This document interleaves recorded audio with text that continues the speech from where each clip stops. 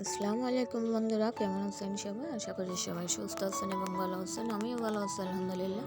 তো আজকে চলে আসলাম নতুন আর আপনাদের সাথে শেয়ার করব কাঁচা আমের ভর্তা রেসিপি। তো আমরা চলে যাচ্ছি আম পাড়ার জন্য। এই যে দেখুন কত সুন্দর বাতাস, বিলের মাঝখানে আম গাছ। এই যে চলে আসলাম আমরা আম পাড়ার জন্য।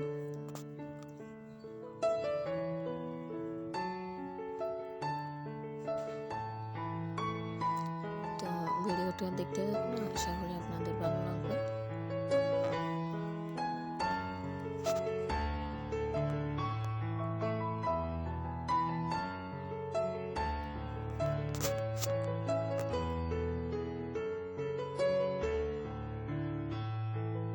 গ্রামের পরিবেশটা আসলে খুব সুন্দর। এটা যারা গ্রামে থাকে তারা অবশ্যই জানে।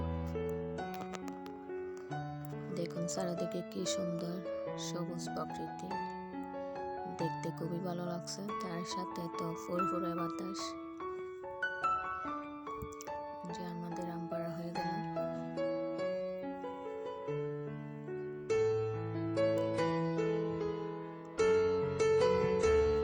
বর্তমানে ক্ষেত থেকে কয়েকটা কাঁচামরিচ তুলে নিলাম।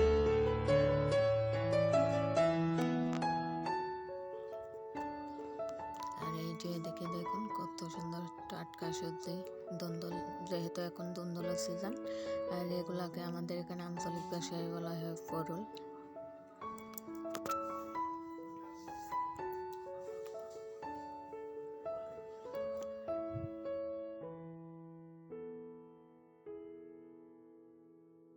যেহেতু এখন দন্দলের সিজন, তাই বেশিরভাগ জায়গায় দন্দলের চাষ করা হয়েছে।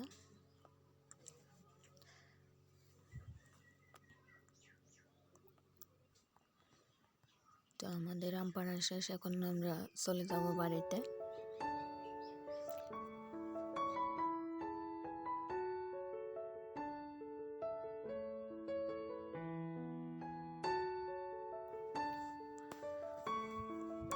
প্রথমে আমের খোসাগুলো ছাড়িয়ে নিব।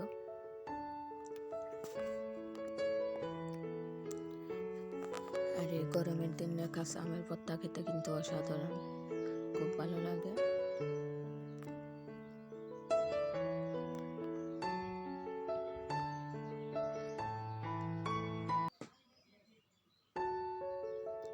আমগুলা কিন্তু সাইজে অনেক বড়, ক্যামেরাতে তেমন দেখা যাচ্ছে না, ছোট মনে হচ্ছে।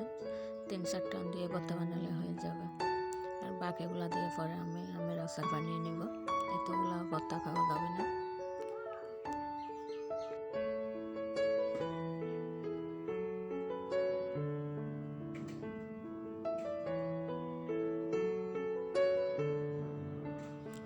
যে সবগুলো আমের খোসা ছাড়িয়ে নিলাম আমি।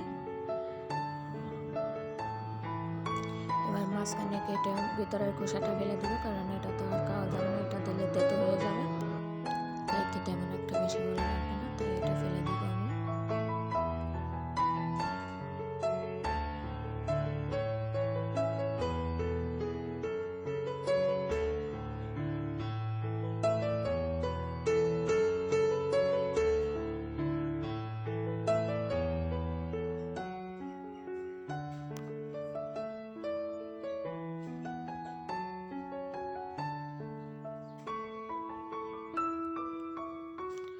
যে সবগুলো আমের ভিতরের খোসাটা ফেলে দিলাম। একটা গ্রেটার মেশিনের সাহায্যে সবগুলো আমি গ্রেটার করে নেব।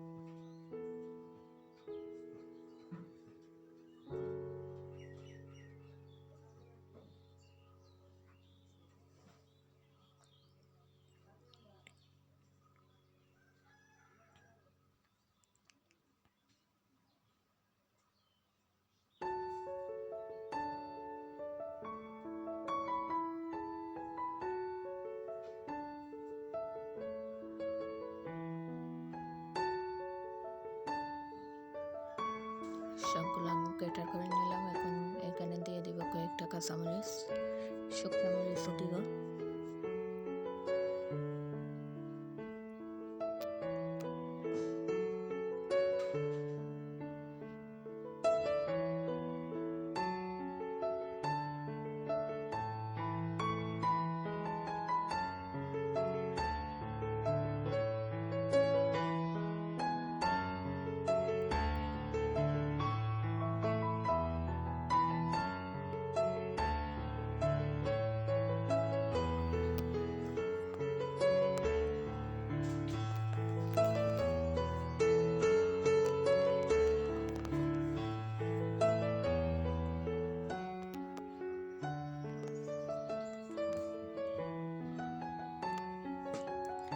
কয়েকটা কাঁচামরিচ দিয়ে দিলাম, আর এদিকে আগে থেকে আমি কিছুটা শুকনো মরিচ টেলে রেখেছিলাম।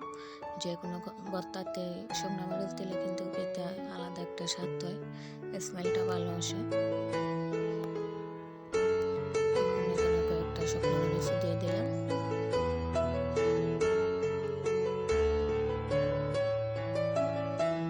এগুলো হচ্ছে আমাদের ক্ষেতের দেশি শুকনো মরিচ।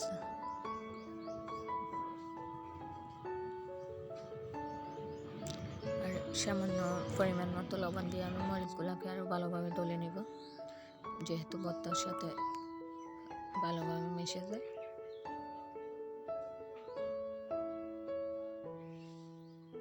এখন আমি সবগুলো উপকরণ একসাথে মিশিয়ে নেব, আর এখানে দিয়ে দিব আমি সামান্য পরিমাণে চিনি।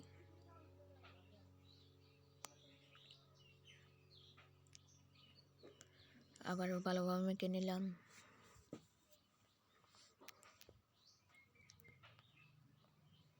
চিনি আর লবণের পরিমাণটা কম।